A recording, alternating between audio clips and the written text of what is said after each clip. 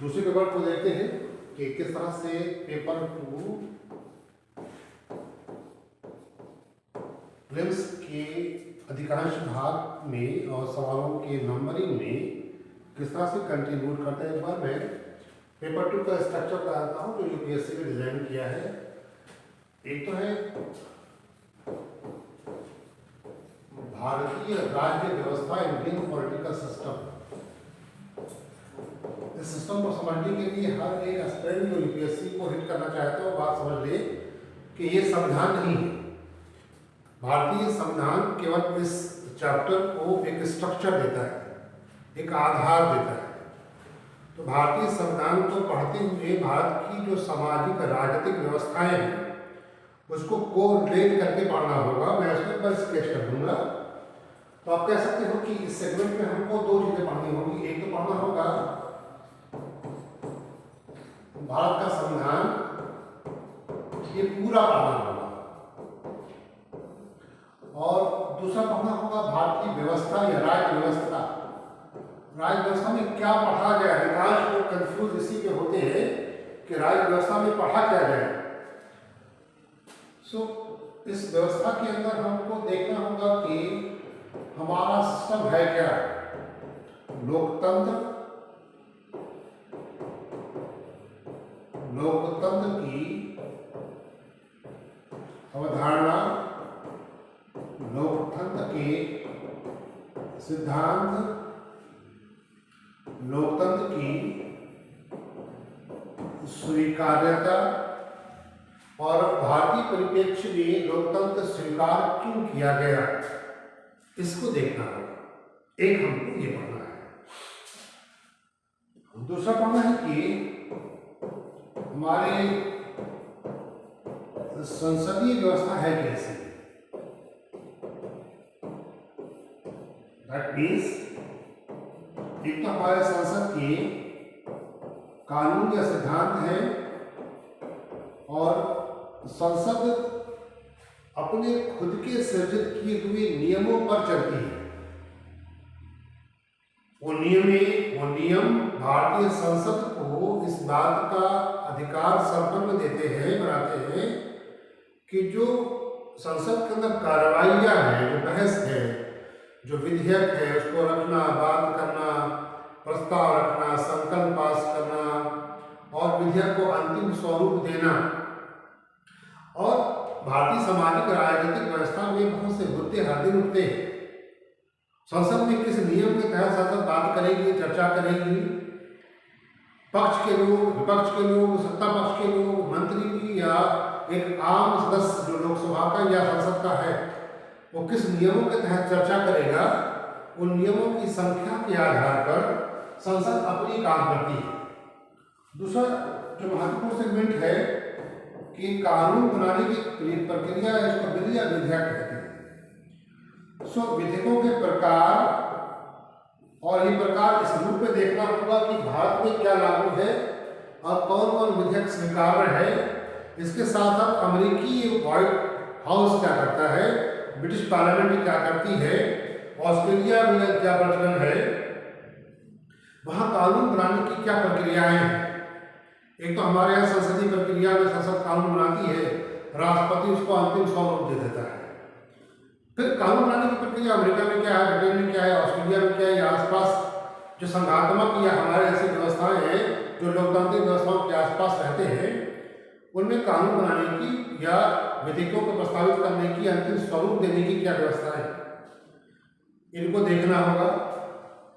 दूसरा देखना होगा कि हमारी जो न्यायपालिका है, एक तो उसका स्ट्रक्चर है कि एक सुप्रीम कोर्ट है, एक हाई कोर्ट है, अध्यक्ष न्यायालय है, जिला सत्र न्यायालय है, लोक अदालतें हैं, पंचायती अदालतें। एक स्वरूप ये है जो संविधान के अंतर्गत व्याख्यात है। पर एक और चीज है, जो न्यायालय अपने नियमों के तहत करते हैं। जैसे प्ली बार्गेनिंग का एक चैप्टर है, अभिवाद सौदेबाजी।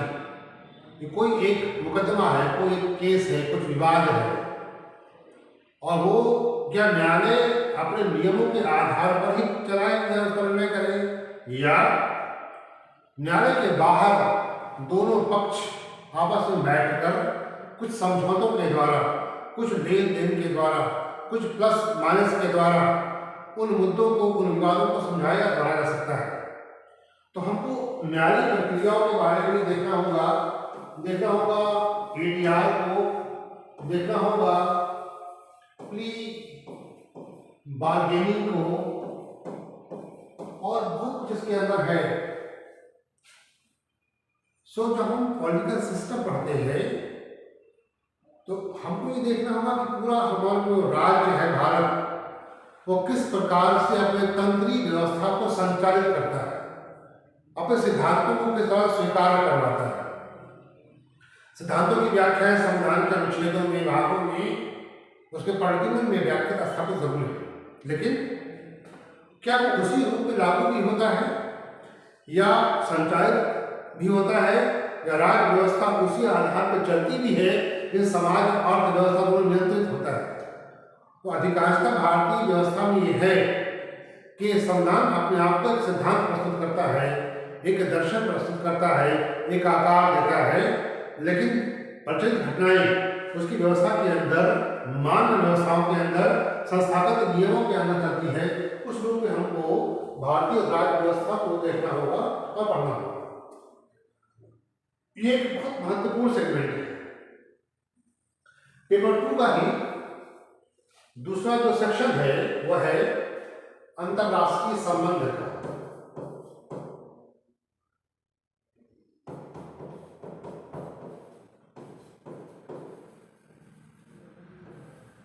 बेसिकली अंतरराष्ट्रीय संबंध शुद्ध रूप से मेंस का विषय है, लेकिन जब हम अंतरराष्ट्रीय कहते हैं तो दो चीजें समझ में आती है। एक है इंटरनेशनल ऑर्गेनाइजेशन, मतलब अंतरराष्ट्रीय संगठन। अब एक ढेर सारे संगठन है, यूएनओ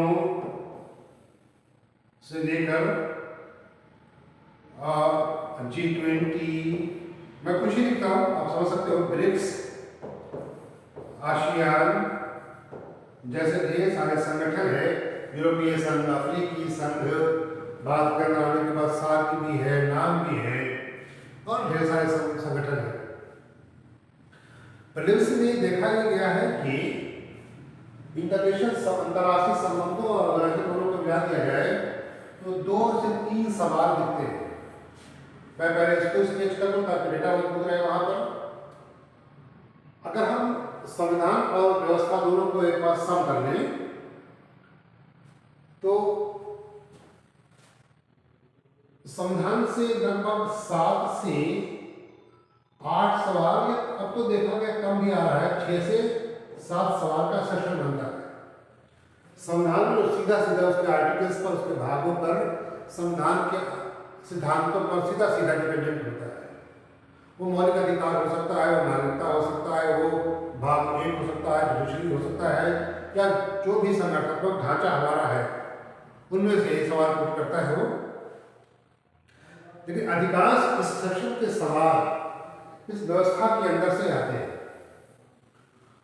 जो लगभग 8 या 9 के आसपास सवालों की संख्या देखी गई है। सो मोर और लेस अगर पूरे सेक्शन को दिखा दिया जाए तो कुल मिलाकर 15 सवाल प्लस माइनस 2, मतलब 12 या 13 सवालों की कुल संख्या बनती है।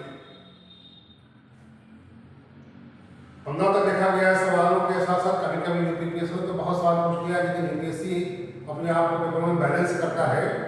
और पिछले साल जो पेपर रहा पिछले 2 सालों का, उसमें आपकी चॉइस को बिल्कुल उसने निल कर दिया, 0, कि आप किसी एक शिक्षण को छोड़कर आगे बढ़ते हैं तो आप सवाल को पकड़ देंगे, आसानी आपके साथ नहीं है, आप पहले के छोड़ रहे हैं चीज़ों को। क्योंकि पेपर ने, कमीशन ने आपके विकल्प को हटा दिया है। अगर आपको चारों विकल्प पता है तब तो आप सही कर सकते हो, वरना नहीं कर सकते, या फिर गलत करते क्या होगी। सो हम पूरा संविधान पढ़ लें तो हमारे सवालों के सही करने की क्या प्रोबेबिलिटी हो सकती है? मैक्सिमम 6, गलतियों के साथ 4 या 5, और हम इस सेक्शन को छोड़कर पढ़ते हैं। सो हम गलत कर रहे हैं, हम एग्जाम को दूर छोड़ रहे हैं। बेहतर होगा कि हम दोनों सेगमेंट को संभाल कर पढ़े, और अगर हम बात बिना सवाल के ऊपर जा पाते हैं और हम कर पाते हैं, अगर करना आसान इसमें, क्योंकि ये फैक्चुअल भी है और थोड़ा सा डेटाबेस भी है, डेटाबेस के साथ साथ कॉन्सेप्चुअल भी है, दोनों को अगर अच्छे से पढ़ लिया जाए तो ये सेक्शन बहुत मजबूती से पढ़ा जा सकता है और बिना एरर के, बिना किसी गलती के इसको कंप्लीट किया जा सकता है, जो हमें अपने एग्जाम को क्वालिफाई करने में बहुत अधिक हेल्पफुल हो। और अगर इसी के अंदर हम 12 सवाल इतिहास के, हमने 10 सवाल, लगभग 8 सवाल ज्योग्राफी इन्वायरमेंट को उठा लिए, 10 उठा ले मान लें, तो हम 10-22 के आसपास पहुंच गए। और यहाँ से अगर हम 10 उठा लें तो हम लगभग 30 सवाल के आसपास दिख रहे हैं। इसी सेकेंड पेपर का जो दूसरा हिस्सा है वो है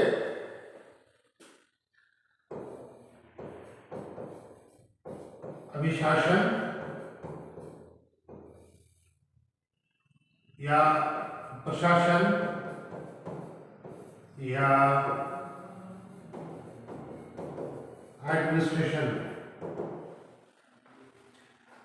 प्रशासन पढ़ने का एक लाभ आपको ये है कि इसका लगभग 30% टॉपिक मुद्दा आपके 4th पेपर के इथिक्स से जुड़ा हुआ है। जो पेपर के 4th में अंदर केस स्टडीज है, क्योंकि अधिकांशतः सवाल 4th पेपर में केस स्टडीज से ही रहता है, उसका सोर्स ऑफ बेस एडमिशन या भारतीय प्रशासन है। प्रीलिम्स में भी रिक्वायर्ड है। अगर आप पिछले 10 सालों का, 5 सालों का पेपर प्रीवियस ईयर को उठाकर देखो तो 2 से लेकर 5 सवाल तक पूछा है। मैं एक दिन डेटाबेस आप क्लियर कर दूंगा कि इसके सेक्शन से क्या क्या चीजें हैं, क्योंकि लेक्चर का टाइम छोटा है और सेगमेंटर है, इसलिए एक दिन में सारे चीजें डिस्प्ले नहीं की जा सकती। तो मैं मान के चलता हूं कि अगर 2 ही सवाल हम यहाँ से पिक कर पाते हैं, और दूसरा ये कि बहुत रेलेवेंट है, बहुत करंट है और थोड़ा सिलेबस है, कुल मिलाकर 9-10 टॉपिक में पूरा एडमिनिस्ट्रेशन समाप्त हो जाता है। और अगर 10 टॉपिक को पढ़ने के बाद आपके पास 2 सवाल कंफर्म ले सकते हैं, तो मुझे बिल्कुल ही नहीं लगता कि सेशन को छोड़ना चाहिए। इसको जरूर पढ़ना चाहिए ताकि हम 2 सवाल को आराम से पिक करके रखें अपने पास और इस नंबर में इसको जोड़ पाए। हमको प्रशासन को भी पढ़ना होगा, बारीकी से पढ़ना होगा। दूसरा एक लाभ और है कि जो लोग अपने ऑप्शन में PSIR जैसे सब्जेक्ट को ऑप्ट करते हैं, वो PSIR का पूरा पेपर इससे संबंधित है, एक सेक्शन कह सकते हैं। तो PSIR में आपके याद है कि यार जो लोग PSIR ऑप्ट करते हैं तो PSI के साथ को पढ़ लें, उनको और क्लियर होता है।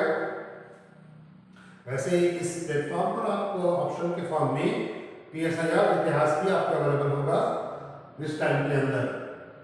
इसी पेपर का एक चौथा भाग है, एक तो है भारतीय राज्य व्यवस्था संविधान, दूसरा अंतर्राष्ट्रीय संबंध या संगठन, तीसरा है एडमिनिस्ट्रेशन या प्रशासन, और चौथा है सामाजिक न्याय या सोशल जस्टिस। ये बहुत ही समसामयिक या करंट घटनाओं पर आधारित चैप्टर है, बहुत ही अधिक।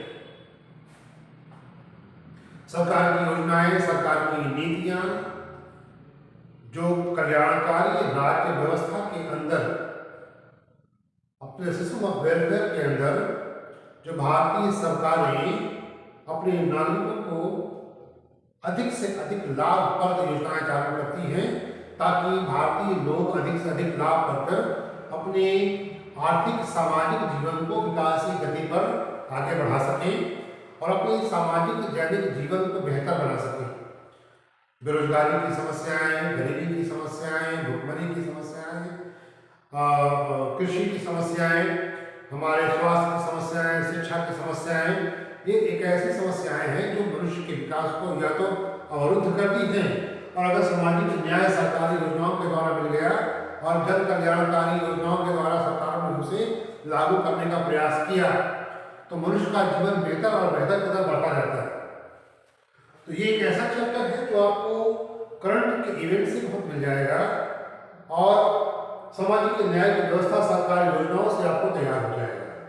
इसका दो लाभ है। एक लाभ तो ये कि इसको पढ़ने से आपका ये चैप्टर भी तैयार होगा तो मेंस के हिसाब से होगा और इसको आपको कहते हैं करंट पढ़ना है या नेशनल इंटरनेशनल घटनाएं पढ़नी है या अर्थव्यवस्था के आंकड़े पढ़ना है।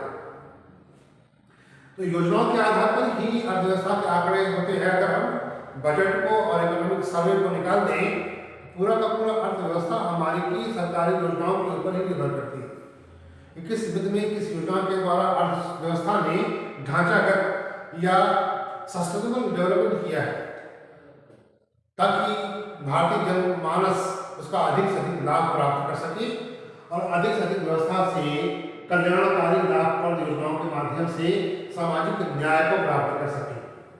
अब पेपर के अंदर क्या संख्या है इसकी, तो करंट और सब पूरी घटना को मिला दिया जाए तो 6 से 7 सवाल हर साल बनता है प्रीलिम्स के अंदर, जो बहुत समसामयिक है और घटनाक्रम का आधारित पिछले 1 से 2 वर्षों में अगर तुलनात्मक रूप से सरकारी योजनाओं की व्याख्या कर दिया जाए और उसके पूरे आंकड़े उपलब्ध कर लिए जाए तो ये सवाल बड़े आराम से हो जाते हैं जो आपको 3 तरह से लाभ देते हैं। एक तो सामाजिक न्याय के रूप में, एक घटनाक्रम के रूप में और तीसरा जो अर्थव्यवस्था के आंकड़े हैं उस सेगमेंट को भी संभाल लिया जाता है।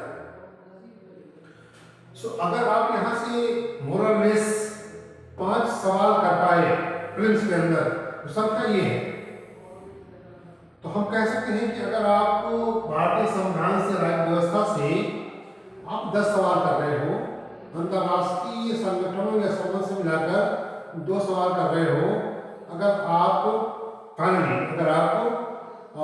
प्रशासन से 2 सवाल कर रहे हैं और 5 सवाल यहाँ से कर रहे हैं तो एक अच्छा सेक्शन, एक बहुत बड़ा सेक्शन जो आपको इससे कंपाइल होता है लगभग 19 सवाल या पूरा का पूरा 20 कर लिया जाए, ये आपको मिल जाता है। गलती नहीं करोगे, कुछ नहीं आ सकता है तो मान के चलते हैं कि 2 नहीं आ रहा है तो -2 कर रहे तो 18 सवाल आपको मिल जाता है। पूरा पेपर ही दूसरा पेपर ही पूरा आपको उठा देता है 18 सवाल। तो पूरा सेकेंड पेपर के स्टडी बहुत माइन्यूट और बड़ी अच्छी होनी चाहिए ताकि ये सेक्शन आपको मेन से भी पूरा काम आ जाए और प्रीलिम्स की स्टडी पूरी की पूरी आप बना पाओ। अब तक जो आपने अध्ययन कर लिया है उसके आगे समेटने की आवश्यकताएं हैं ताकि प्रीलिम्स में ऑब्जेक्टिव के साथ अच्छे से अच्छे प्रोग्राम को किया जा सके। तीसरा जो इस कालखंड को रिलेट करता है वो पेपर 3 जिसमें प्रीलिम्स की स्टडी बहुत अच्छी हो सकती है। तो नंबर के साथ चले, एक पेज को और ऐड कर ले और फिर देखते हैं कि पेपर 3 का क्या मैकेनिज्म है और जो हमको 60 सवालों का नंबर चाहिए कि हम 12, 10, 2 और अभी हमने स्केच की करी 18, तो हम पहुंच गए लगभग 20, 40 और लगभग 42 सवाल के आसपास। इतना अगर हम पढ़ पाते हैं कुछ छोड़कर और कुछ पकड़ कर तो हम बेहतर तरीके से अपने आप को परफॉर्म करने के लिए आगे बढ़ सकते हैं। पेपर 3 में क्या करें हम लोग, पेपर 3 का जो मैकेनिज्म है वो है भारतीय अर्थव्यवस्था आंकड़ों के हिसाब से सरकारी योजनाओं के आधार पर तो सामाजिक न्याय से आपको 3 से 4 सवाल तो यहाँ पे महत्वपूर्ण रूप से दे देंगे। दूसरा ये है कि इसमें अगर आप इकोनॉमिक सर्वे देखेंगे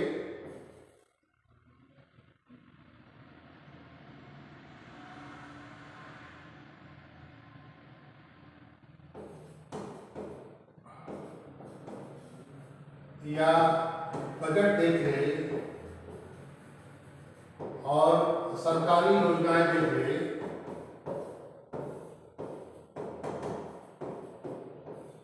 और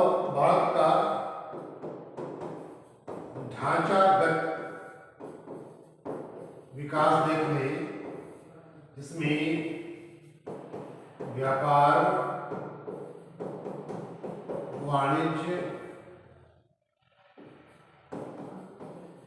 transportation, development of agriculture, development of industries, sustainable ग्रामीण विकास,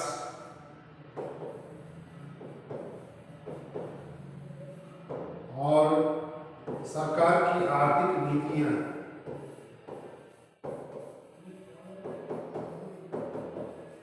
आप सब नहीं पढ़ सकते, ये बात मान के चलिए। डेटा आधारित है, आंकड़ों के आधार पर पेपर का पूरा विकल्प में डिजाइन किया गया है। अगर हम इतना ही समेटते हैं या कुछ एक चैप्टर और जोड़ लेते हैं इसके अंदर बेरोजगारी का या कुछ आंकड़ों के आधार पर, तो अर्थव्यवस्था के सेक्शन को अच्छे से संभाला जा सकता है। और मोर और लेस अगर 15 से 18 सवाल यहाँ से पूछता है जो कई एक घटनाक्रम पर आधारित है, सामाजिक न्याय का हो गया, करंट का हो गया, बजट का हो गया, इकोनॉमिक सर्वे का हो गया, या आर्थिक सर्वेक्षण का हो गया, या सरकारी योजनाओं का ढांचागत विकास का हो गया, तो हम आराम से 10 सवाल कर सकते हैं और 10 सवाल यहाँ जोड़ सकते हैं कि इस प्रोग्राम से। तो सर ये है कि हमने इन्वायरमेंट, बायोडाइवर्सिटी, आपदा का बगत, जो कि थर्ड पेपर का ही पार्ट को जोड़ लिया है, तो सेक्शन पे आना ना जाए। हम एक और समझाते हैं इसमें प्रौद्योगिकी, साइंस का पोर्शन जो है वो केवल प्री तक सीमित है। विज्ञान प्री प्रारंभिक परीक्षा तक ही है, मेंस में साइंस नहीं प्रौद्योगिकी,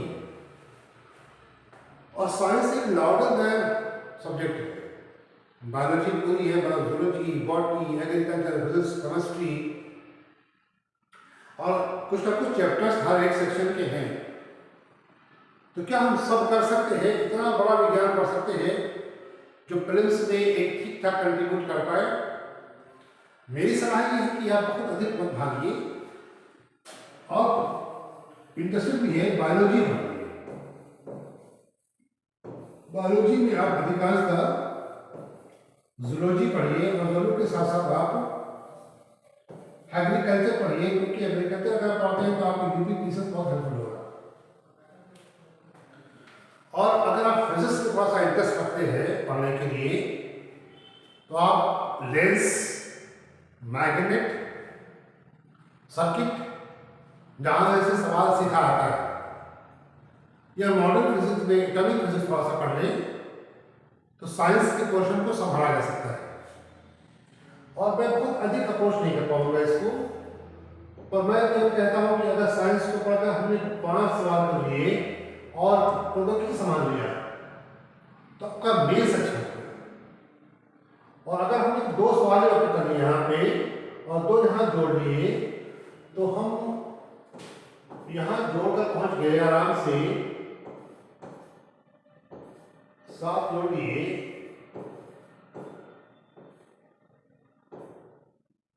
59 क्वेश्चन तक हम यहाँ पर प्रीलिम्स से पहुंच गए। लेकिन अभी ये छूटा नहीं है, हम लोग इस सेक्शन में कम से कम 4 से 5 सवाल और जोड़ सकते हैं। जैसे इसी सेक्शन में एक पार्ट है इंटरनल सिक्योरिटी, मत पढ़े प्रीलिम्स, छोड़िए। अब क्या करिए कि हम कैसे 65% तक पहुंचे। आप प्रीवियस ईयर में 1 से 2 साल की प्रीवियस ईयर 1 एंड 2 ईयर का जो करंट इवेंट टॉपिक्स है, जो सब्जेक्ट्स है, जो इवेंट है, जो घटनाक्रम है, उसकी वार्षिका में पढ़ लीजिए। बहुत सी मैगजीन्स मार्केट में अवेलेबल होती है, मैं किसी एक को रिकमेंड नहीं करूँगा क्योंकि किसी एस्पेक्ट को जाते हैं, लेकिन सब बहुत सी अच्छी अच्छी मैगजीन मार्केट में है। या अगर आपने 1 साल का 2 साल का पूरा संग्रहण किया है तो अच्छी बात है। तो अगर आप करंट से अपनी मैगजीनों पेपरों के आधार पर, तो अधिक नहीं, केवल आप 8 से 10 सवाल या 6 सवाल जोड़ ले जाइए, तो आपके पास 65 जीएस के सही सवाल हो जाता है। कोई कमीशन और कोई फाइल आपको प्रीलिम्स में क्वालिफाई करने के लिए नहीं रोक पाएगी। अगर ये स्थिति आपकी है पढ़ाई लिखाई की और कंप्लीट पढ़ाई है, कूद फान वाली नहीं कि आज एक चैप्टर पढ़ लिया, कल पढ़ लिया, अगर कंप्लीट आपने पढ़ाई लिखाई अच्छे से की है, बढ़िया से किया है, तो ये अटेम्प्ट आपका फुलफिल होने जा रहा है, ये अटेम्प्ट आप क्वालिफाई करने जा रहे हैं। और अगर आप इस अटेम्प्ट को बर्बाद करना चाहते हो तो मेरी सलाह ये होगी कि आप अटेम्प्ट को अटेम्प्ट ना करो, छोड़ दो। नेक्स्ट ईयर या किसी एक ईयर में आप कंफर्टेबल जोन में जाओ, तब देना। देखिए, चूंकि पढ़ने ही बैठे हैं सब लोग, तो जब वो पुरानी कहावत है भारतीय गांव की ना कि जब बुखली में सर नहीं दिया है तो मूसा से क्या डरना, तो अब आपको आप पढ़ाई लिखे आ गए हो, अपने आप को अपने दोस्तों में, अपने घर में फिल्टर करके इस प्लेटफॉर्म पर लेके आया और अपने आप को साबित कर दिया आपने कि आप वाकई में बेहतर हो। तो जब आप बेहतर हैं तो बेहतर प्रयास क्यों नहीं कर सकते, आप बेहतर स्ट्रेटजी के साथ क्यों नहीं कर सकते? अगर आप चलते हो तो आप कामयाब हो, अन्यथा अपियरेंस बहुत हर साल पास और क्वालिफाई करने वाले और फेलियर होने वालों की संख्या बहुत अधिक है, इसलिए पास होने वालों की संख्या छोटी होती है। तो अगर आप इस अधिक काम करते हो, फोर्थ पेपर के लिए रुक जाओ। फोर्थ पेपर मेंस का पूरा का सब्जेक्ट है, उसको छोड़कर चलते हैं। मेंस आएगा तो वो क्वालिफाई करेंगे तो बेहतर तरीके से पढ़ लेंगे, पर एक टाइम है प्री को समेटने का, और प्री को समेटने के साथ साथ इसको अंतिम रूप से क्वालिफाई करने के लिए। तो इस स्ट्रेटजी के साथ हम लोग ऑनवर्ड्स मंडे से, सोमवार से मॉर्निंग में 9 AM पर 9 to 11 and 11:30 to 1:30 PM 4 our की क्लास को ऑर्गेनाइज करेंगे। इसका जो आरंभ होगा वो मॉडर्न हिस्ट्री से होगा, मतलब कि उपनिवेशवाद या कॉलिज्म से चैप्टर शुरू करेंगे। और एक चैप्टर में ये भी हम सब देखते जाएंगे कि इस चैप्टर से पिछले 10 सालों में किस तरह के सवाल पूछे गए, क्योंकि जरूरी है कि हम नेचर क्वेश्चन देखते जाए और फिर अगले सालों में, इस साल में या 25 के अंदर क्या प्रोबेबिलिटी है कि इससे और कितने सवाल बन सकते हैं। और दूसरा सेशन होगा भारतीय संविधान के साथ साथ व्यवस्था को पढ़ने का भी। तो पहला आवर मॉडर्न हिस्ट्री के साथ होगा और दूसरा होगा भारतीय संविधान या इंडियन पॉलिटिकल सिस्टम के साथ। इसे कॉमनली एब्रिविएट करने के लिए पॉलिटी कह देते हैं, और पॉलिटी कहना कहीं ना कहीं गलत है, पूरा का पूरा सेंटेंस बोलना चाहिए ताकि बात समझ में आ जाए। वो है इंडियन पॉलिटिकल सिस्टम, भारतीय राज्य व्यवस्था, जिसकी एक शुल्क है। मैं पहले डिक्लेयर कर चुका हूँ कि इस प्रोग्राम को ज्वाइन करने के लिए अभी एक हफ्ते का क्लास डायरेक्ट यूट्यूब पर है। एक हफ्ते के बाद ये क्लास आपका ऐप के ऊपर अवेलेबल होगा। जो लोग इनरोल्ड होंगे वो लोग ऐप के ऊपर आपके माध्यम से क्लास पर रेगुलर पा सकते हैं। एक टीम है जो फुलफिल करती है इस प्रोग्राम को। मेरे साथ एक छोटी सी टीम है, क्योंकि प्रिंस में बहुत बड़ी टीम लेकर चलना बहुत उचित नहीं है। प्रदीप तिवारी जी,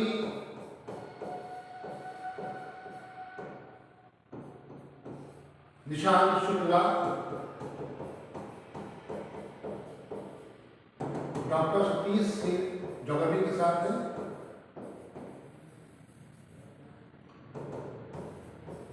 सत्येंद्र सिंह इकोनॉमिक के साथ, और भी फैकल्टीज है जो आपको साथ में अपने सब्जेक्ट को साथ साथ बहुत अधिक बड़ी टीम नहीं रखी गई है ताकि आपको बहुत अधिक फेस वैल्यू पे ना जाना पड़े। यूपीपीसीएस और आरओ को ध्यान में रखते हुए हिंदी का एक सेशन का है अतुल यादव साहब के साथ। इसी प्लेटफॉर्म पर सब लोग अवेलेबल होगा धीरे धीरे बारी बारी से। तो जो लोग इस प्रोग्राम को ज्वाइन करना चाहते हैं, मैंने पहले कह दिया है, तो डिक्लेयर कर दिया है कि एक बहुत मैनेजमेंट ने डिसाइड ये किया है कि नॉमिनल फी रिक्वायर्ड होगी, जो पीडीएफ के साथ 4,500 रुपया प्रे की होगी, और हार्ड कॉपी अगर कोई लेना चाहता है तो वो होगी 7,500 रुपये की प्रे की फीस है। इस सेगमेंट को ज्वाइन करने के लिए आप लोग मुझे कॉल कर सकते हैं। जो लोग पुराने नंबर को जानते हैं वो लोग मुझे फीस का पता करके काम कर सकते हैं। दूसरा ये कि हम लोग अगले हफ्ते में 2025 के लिए एक फाउंडेशन कोर्स लॉन्च कर रहे हैं। GS, CSAT, mains, GS paper 1, 2, 3, 4 and UPPCS के दो पेपर 5 और पेपर 6 के साथ साथ ही ऑप्शनल PSIR और हिस्ट्री। आगे हम इसमें सोशियोलॉजी और ज्योग्राफी जोड़ने जा रहे हैं। ज्योग्राफी के आपको 30 सीखने होंगे और सोशियोलॉजी सौम्या द्विवेदी यहाँ पे लॉन्च होगी। वो आपको सोशियोलॉजी के साथ ऑनलाइन बोर्ड पे उपलब्ध होंगी। ऑफलाइन बोर्ड में थोड़ा समय लगेगा, ऑनलाइन में अभी हम लोग सब अवेलेबल हैं। उम्मीद है इस सेशन से आपको काफी लाभ होगा। जो लोग इस सेशन को देखकर इस प्रोग्राम को ज्वाइन करना चाहते हैं मुझे कांटेक्ट कर सकते हैं। अगले हम लोग मिलते हैं मंडे को लाइव प्रोग्राम के साथ।